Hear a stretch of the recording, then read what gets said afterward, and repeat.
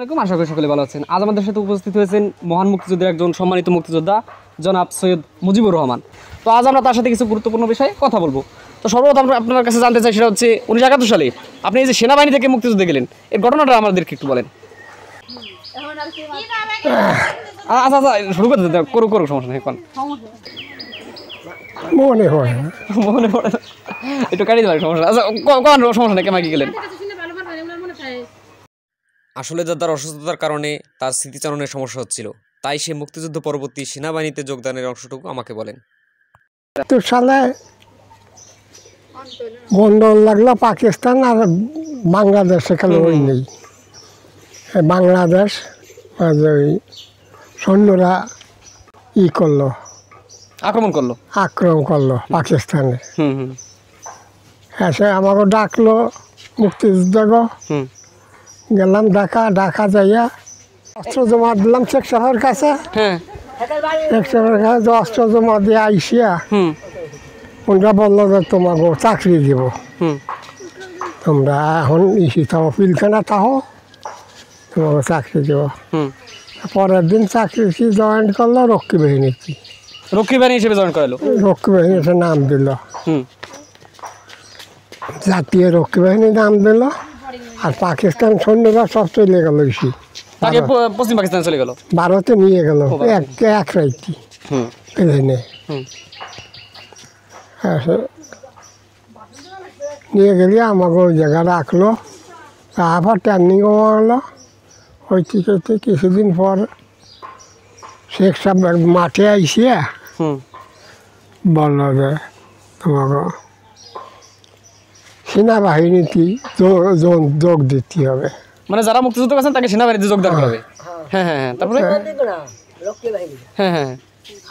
আমি বললাম কি যে স্যার আমরা ওই মুক্তিযুদ্ধ ছিলাম, আমাকে কি দিলেন?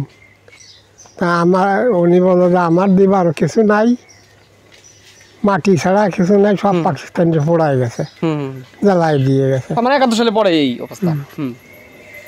হ্যাঁ স্যার, ওই সময় আমাকে বললো তোরা থাকো, তো চাকরির ব্যবস্থা কর।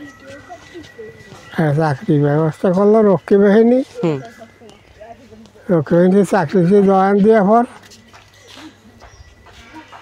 শুরু হয়ে গেল। এর মধ্যে দিয়া আমাকে বেতন দেবে, বেতন আর হয় না।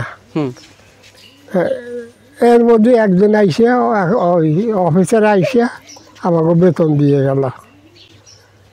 মানে ওই রক্ষী বাহিনীতে যোগ দেওয়ার পরে 40 টাকা, মানে তৎকালীন 40 টাকা, 40 টাকা বেতন দিয়ে আরম্ভ হলো। আরম্ভ হলে ভাই এর মধ্যে যে বিডিআর ছিল, তাকে বেতন আবার দিয়া দেরি হয়ে গেল। বিডিআরদের তারা হিসাব আর বাদাইলো গন্ডগোল। ওই যে বিডিআর বিদ্রোহ যাকে বলা, বিডিআর এসে হামলা করলো আমার ওপর। তারা বেতন হয়, আমরা পাই না, সংগ্রাম চলবে।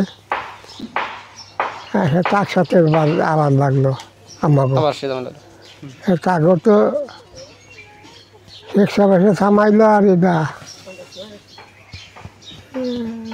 জিয়াউর রহমান নাকি মতিয়া চৌধুরী, হ্যাঁ, সে আইসা থামাইলো, আপনারা থামেন, এই ব্যবস্থা করবো। আমরাও থামলাম, তারাও থামলো। থামলে পরে বিডিআর ইপিআর ছিল না আগে নাম, তখন ছিল ইপিআর। ইপিআর ভাঙিয়ে দিয়ে বিডিআর করলো থাকো।